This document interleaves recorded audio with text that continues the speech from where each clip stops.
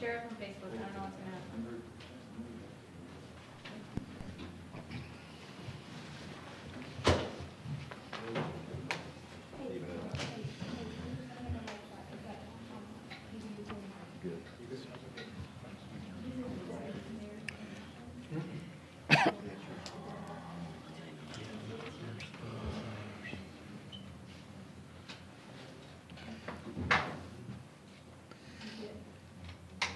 Okay, let me, I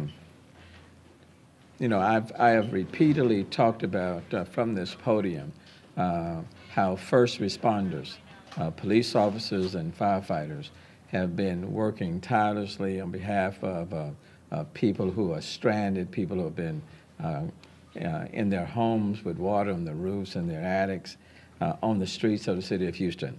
And I've said that while I've encouraged other people to stay at home, our first responders, they have been working 24 hours, 24/7 on behalf of the people in the city of Houston, and I cannot say it enough themselves. And at the same time, they have been putting themselves in harm's way, in danger, on behalf of other people. Today, I'm sad and deeply saddened to announce the death of Sergeant Steve Perez. This is an individual who was with HPD, Houston's finest, men and women in blue, for 34 years. In fact, he was 2 days shy of his 61st birthday.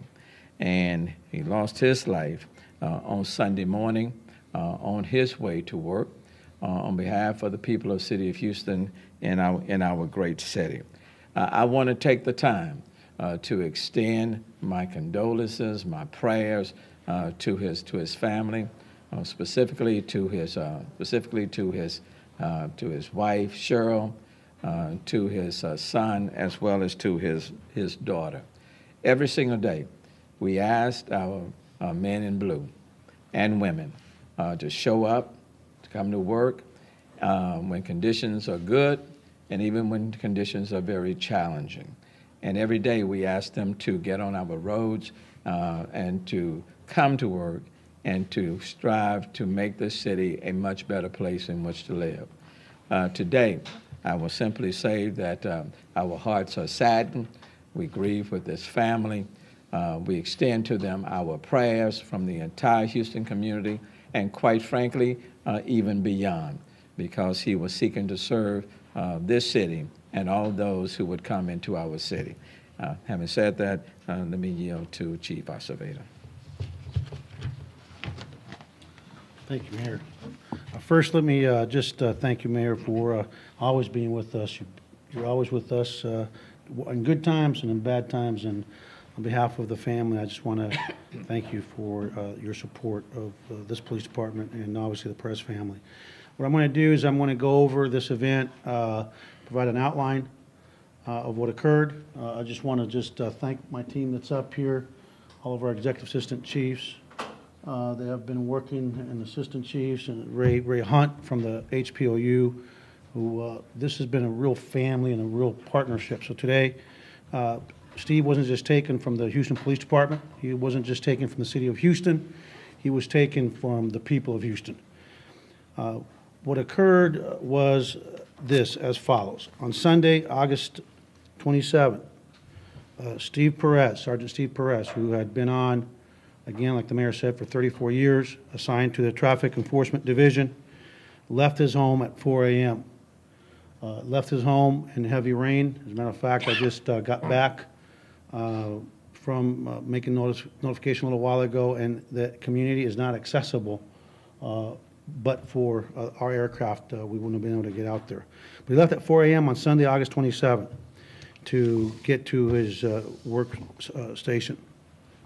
Sergeant Perez, while driving around, our investigation has determined that he spent about 2.5 hours driving around trying to get to his duty station, which is Traffic Enforcement Division and Central here downtown Houston. He could not find a path, and you can imagine heavy rain, dark roadways, who knows what else he saw out there with the lighting in the more rural community. He kept driving around, couldn't find it, so he called his chain of command and said, listen, I cannot get to my primary duty station. Being the dedicated professional this man is, like the rest of the men and women in blue and our first responders family, he followed our protocol, which is to go to a secondary location, the nearest location you can get to, which is the Kingwood office.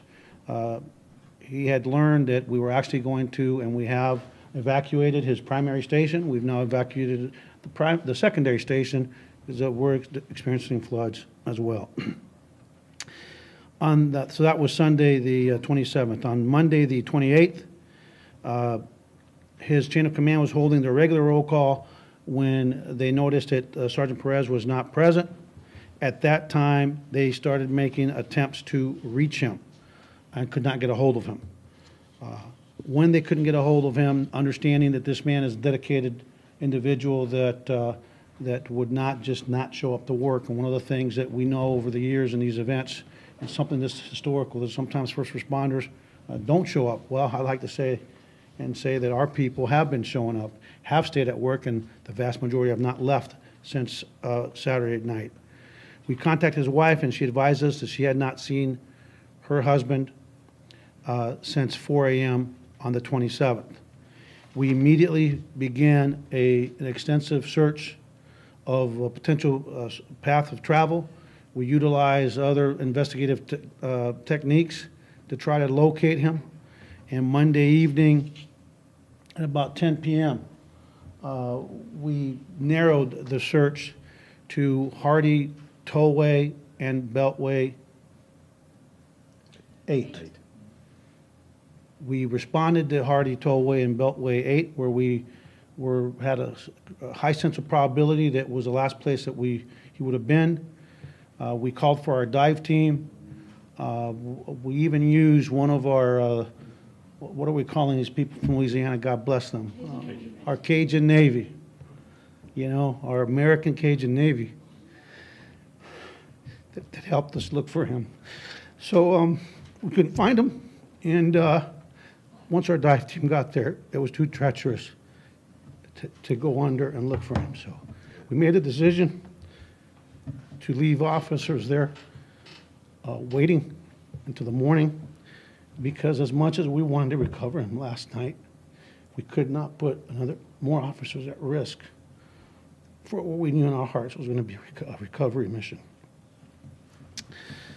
We kept his wife apprised, even though we had a high probability that he was gone. We always hold on to hope. So I called her last night. She was desperately wanting more information. I told her we still haven't found them. We're still looking. We're checking hospitals.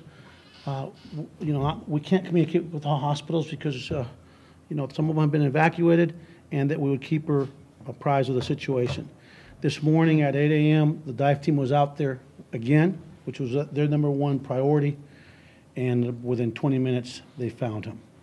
Unfortunately, in the darkness, Sergeant Perez drove into an underpass that's about 16.5 feet, drove into the water, and he died in a flood, in a drowning type event. Let me just say this, that I had the privilege of notifying his wife and his son and his extended family at their home that he died, and he laid down his life. And of course, the wife had the reaction that we always expect when we see these. But I'm heartened by two things. Number one, I got to learn that it's a family of faith, that has faith in God. And when you have faith, there's hope. There's hope in eternal life. And it gives us all collective strength in the Houston Police Department, knowing that this family knows that as much as they're hurting, like our mayor, who's, I always say that he's always preaching, even when it's not Sunday, he preaches every day. The wife told me she had asked him not to go in. And Steve, who's one of the sweetest people I've met in this department, I've only been here 9 months, okay? And we've got 6,500 employees, and I knew who Steve Perez was, because he was a sweet, gentle public servant. And she tells me, I told him not to go to work. I really didn't want him to go. His father-in-law, who's a Korean War veteran from the Army, combat veteran, we told him not to go because the conditions were so bad. And his response was, we've got work to do. And here's a man that didn't spend, 20 minutes and then come back and say, hey, I tried. He spent close to 2.5 hours because he has that in his DNA. And so I told his wife, let me ask you something, ma'am. You're a person of faith. If the Lord is going to take him today, how do you think you would want to go? Laying in bed, watching a disaster, or doing what he's done for 34 years? And the smile that overcame that woman's face, his beautiful wife, said it all. If it was his turn to go, she said, this is the way he would have wanted to go. And so with that, I just want to tell the men and women of the Houston Police Department that what you have displayed for the past 4 days, sleeping on cots, our dive team yesterday, their only meal was a power bar. And they were out there at 11:30 at night. And had we let them, believe me, they would have gone in that water. So for those that have been tweeting about, hey, why are the cops being fed? Well, they can't save people. And despite the fact that we have not been able to do the best of jobs feeding them, they are out there on a power bar having worked 37 hours. So I'm sorry that we're feeding them, but that's why we're doing it, so they can save lives. And so with that, I just want to say that we will continue. This police department is resilient, as is this community, and I look forward to taking this man and giving him the honors and his family that he so richly deserves. On the day that we have his funeral, and I know that this is Houston, and it's going to be, they know it's going to be a while because we've got some work to do that he would want us to do. We will apologize now when we mess up traffic. But the least we can do is the day that we say goodbye, that this family, this community get an opportunity to pay their respects. And with that, we can open up to questions. Señor Acevedo, ¿podría contarme un poco sobre esta persona que usted comentaba y cómo ha trabajado la policía en estos casos? El sargento Steve Pérez lleva 34 años de servicio, tenía 60 años de edad, iba a cumplir, como dice el alcalde, 61 años en 2 días. Creo que el día 2 de agosto. Salió de su casa el domingo a las 4 de la mañana. Había muchas inundaciones, mucha lluvia, mucha oscuridad. Había un área que está en un área que no es el área como una ciudad grande. Tomó casi 2 horas y media tratando de llegar a su estación aquí en el centro, pero no pudo encontrar carretera que no estaba afectada. Tenía tanta dedicación este sargento que lo que hizo fue llamó a su estación y dijo, voy a la estación de Kingwood porque no puedo llegar a mi estación. Y desgraciadamente como a las 6 de la mañana o no sabemos exactamente cuándo, no vio que estaba hundido un lugar que es como de 16 pies que estaba todo hundido y falleció.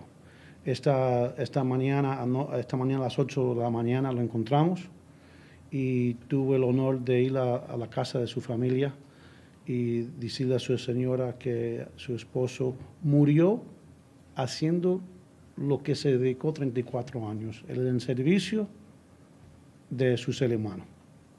Okay, anything else? Okay, guys, thank you very much. Good job. I have some questions on unrelated topics. Certainly, what you got? On the some shelters and whatnot, where is the city's responsibility start and stop? Where is the Red Cross's responsibility start and stop? And response to any supplies there and cots and that sort of stuff? Quite frankly, the shelters are staffed and supplied by the Red Cross and FEMA.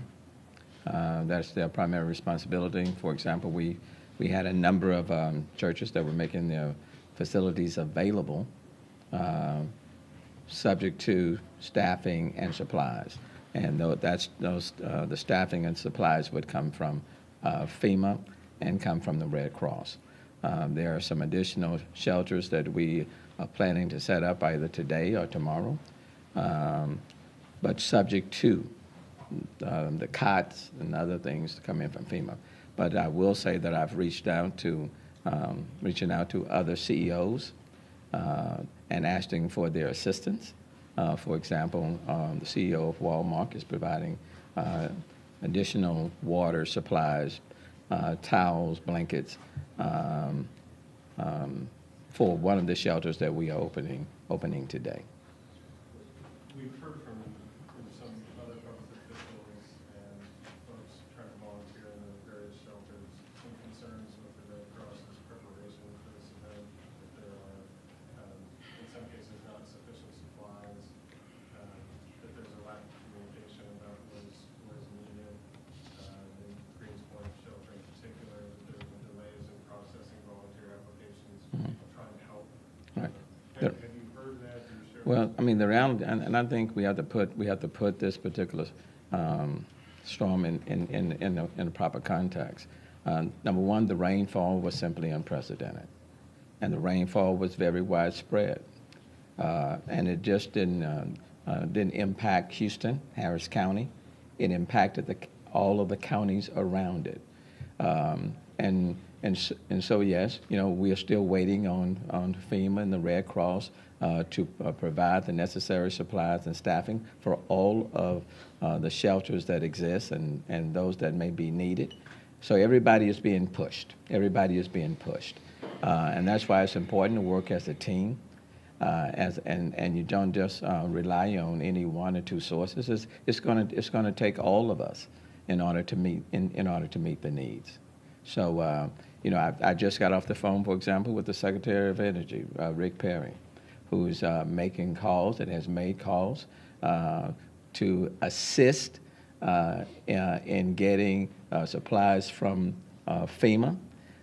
We know that the airports are functional, just not for commercial flights, but to utilize Hobby or Intercontinental to fly supplies in as quickly as possible. And I thank him for reaching out and for his assistance. So it's a collective effort. This is a look.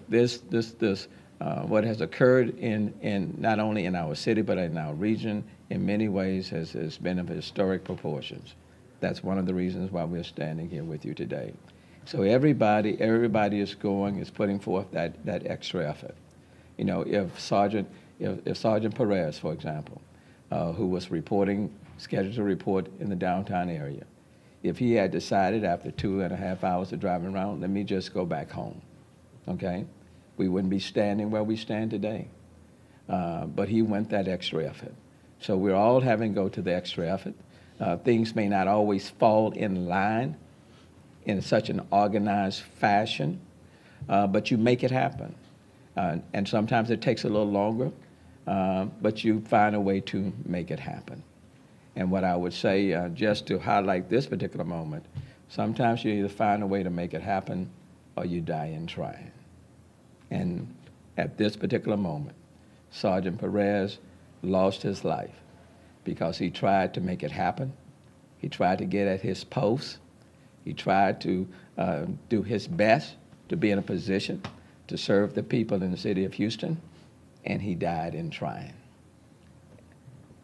That's the ultimate sacrifice. And that's what we're all trying to do each and every day.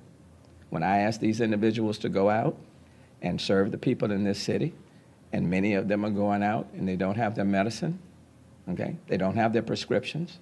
Like indicated today, they're leaving their families, and there's water rising on their street, in their neighborhood. They're putting forth the extra effort. Now, sometimes they may not get to their posts on time because of certain things. It doesn't mean that people don't care. And so I'm not in a position today I'm not in a position to criticize FEMA or Red Cross or anybody else. The only thing I can say to you is that we need people's support. We need people to step up, do their very best. And if they do that, I'm good. And then after all of this is over, and after people are out of harm's way, and after people are in a better position, then we can sit down, analyze, discuss, debrief, decide what we did right, what we didn't do right, how we could do it better. But one thing I know, as a result of this, of what we're talking about today, one thing I know is that HPD will be one officer short. Houston will be diminished because we have an officer who went the extra length to show up in some very challenging time, and who's no longer here with us. But just like Chief Acevedo said, the good news, and what I take away, this is a praying city.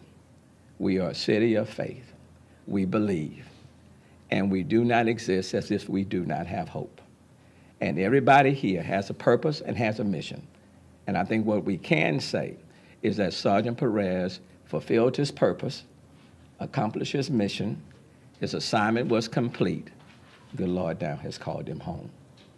And the city and his family, we will embrace them, we'll surround them, we'll undergird them. And I will dare not say that he lost his life in vain, because he didn't. We didn't create the storm. Can't control the weather. We can't tell God how much water to drop and where to drop it, okay? We can't do that. But what we can do is to do our best here on earth to try to make life better for our brothers and our sisters, and that's exactly what he was attempting to do, and he died trying. And this city now ought to celebrate his life and thank him for his service. And while you're doing that, remember there are 5,100 others who are out there trying to do their best to serve the people in this city and the surrounding area. There are 4,000 firefighters who are out there doing the same thing. And on any given day, they don't know whether or not when they leave, they're going home. And they're here to serve one another and this city. And I'm proud of that. I'm proud of that. And I'm even prouder today knowing that he came to work, tried to get there, didn't go home, didn't give up, didn't turn around. I'm proud of that. His family should be extremely proud of that. And the city of Houston ought to be extremely proud of that. And anybody walking around with negative thoughts, negative attitudes, check yourself. Check yourself. Because the reality is, people are so good in this city, and first responders are so committed to this city that they are willing to go to the extra mile. So this is not the time to engage in negativity or add toxicity in the air when we have people out here serving this city and giving their lives up for this city. And the city of Houston will honor him, will celebrate him, and we're going to embrace this family. And we're going to support all of our law enforcement personnel and our firefighters. And Chief, I will not apologize to anyone or for anybody who takes the time to feed any of these police officers or these firefighters. I don't care how many times you feed them. You can't feed them enough. I don't care what you do for them. You can't do enough. We can never say thank you enough. But what we certainly can do as a city is we can pray for them, we can undergird them, we can support them, and we can let them know that the work they do is not in vain. Amen. Okay? Amen. Thank you so very much. Well said.